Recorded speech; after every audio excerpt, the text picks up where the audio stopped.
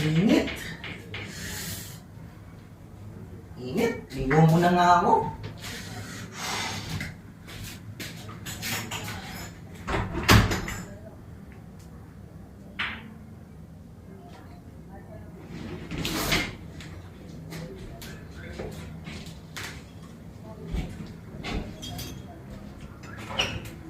Ay!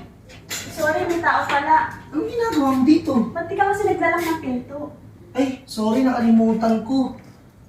Alam mo naman, maliligo ako. Ang init. Anong gagawin mo ba dito?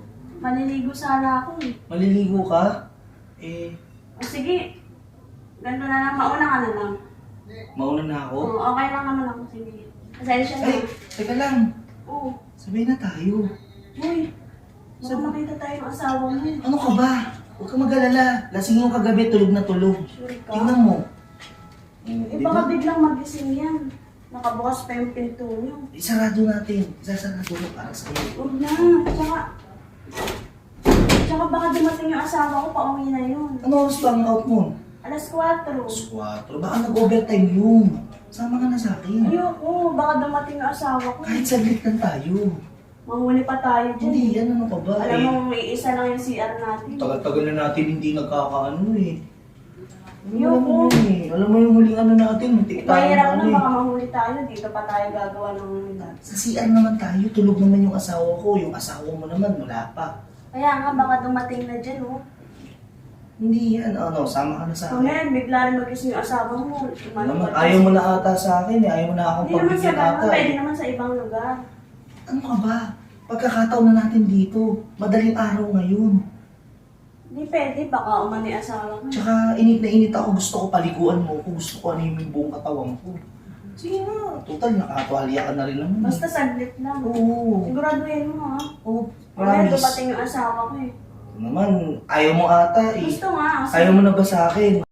Sige na nga, basta saglit Tama lang, na, ha? tama na. Bilisan mo, ha? Oo, promise.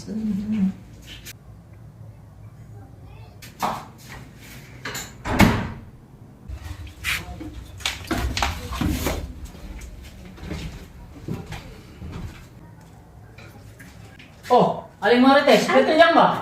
Ang yawa mo dyan? Titignan ko yung ano eh, yung... Diyan ba si ano?